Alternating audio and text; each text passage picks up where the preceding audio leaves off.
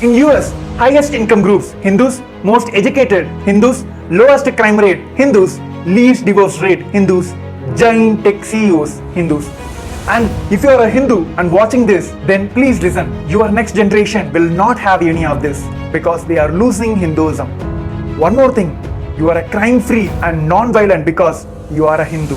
You have less addiction and depression because you are a Hindu. You are well educated and successful because you are a Hindu. You are happier and contributing more because you are a Hindu.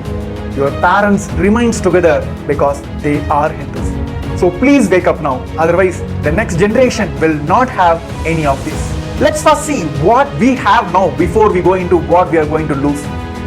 Globally, Hindus are the most happiest, most non-violent, peaceful and contributing people. In US, Hindus make up only 1% of the population but have made significant contributions to various sectors and they are the most successful in their respective fields. Of course, income is one of the ways to measure who is more successful than others. So let's start with the income level. Hindus are the highest income groups in US, surpassing others by 20%, with 48% of people earning an income of more than 100,000 US dollars per year. 1% of the population, but accounting for 8% of founders of high-tech companies and 1/3 of the technology startups in Silicon Valley. 1% of the population, but comprising 13.5% of all the startups in US. The collective value of these startups exceeds 195 billion US dollars and employ over 50,000 people. Hindus founded 11.5% of nearly 650 unicorn companies in US. An estimated value of 300 billion US dollars in tax revenues each year, contributing approximately 5 to 6% of the total income taxes. 16% of the US companies have Hindu CEOs. Some well-known companies are IBM, Google, Microsoft, Adobe, FedEx, NetApp have Hindu CEOs. 60% of the US hotels are owned by Hindus. These hotels generate about 700 billion US dollars in revenue annually and they create more than 4 million jobs directly or indirectly. About 35 to 50% of all the convenience stores in US are owned by Hindus, generating over 350 to 490 billion US dollars in revenue annually. These numbers proves Hindus are the highest income groups in US. So let's get into the education side. The most educated religious group in US are Hindus by 77%. 49% have postgraduate or professional degrees compared to 15% of other groups. 80% at least have bachelor degrees compared to 33% of other groups.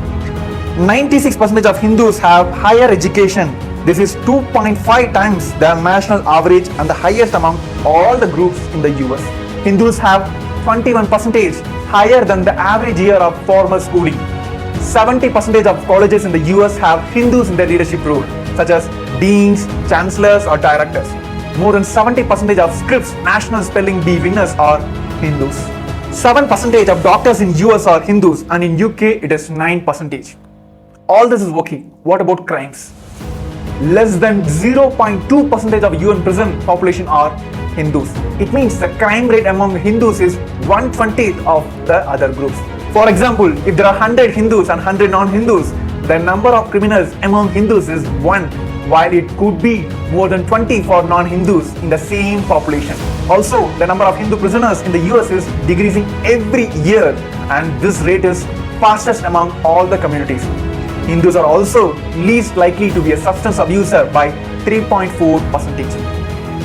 So let's get into the family structure as well. The average divorce rate in US is more than 40%, whereas for Hindus is less than 5%.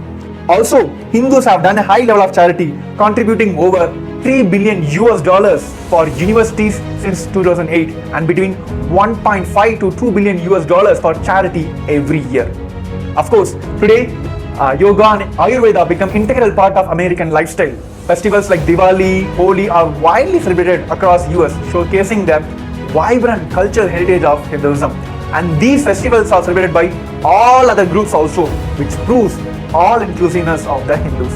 So coming to the conclusion, the stats proves that Hindus are the good people and they only contribute.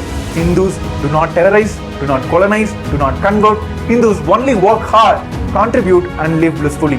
Of course, this is well known to the entire humanity. But now, the shocking factor about Hindus and Hinduism is the next generation is losing Hinduism. One side, due to the high-level brainwashing by the Hindu-phobic and Hindu-mesic forces. On the other side, even the Hindu parents are not able to impart the fundamental principles and utility values of Hinduism as an experience to their kids. They are losing these values in the name of modernization.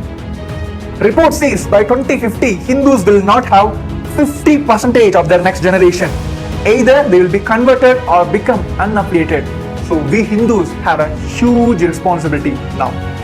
Just to protect, preserve and revive the greatest utility values of Hinduism, the supreme founder of Hinduism, Bhagavan Nithyananda Paramashivam, the living incarnation of Paramashiva, has revived Kailasa, the sovereign nation for Hindus. Hinduism has already enriched entire planet for millennia, and we Hindus are not done contributing it. Now, with the grace of supreme founder of Hinduism and through Kailasa, we can do it again, and this time contribute even more to humanity. So Hindus, we should not lose our next generation. We have a lot more to contribute to the humanity. Thank you.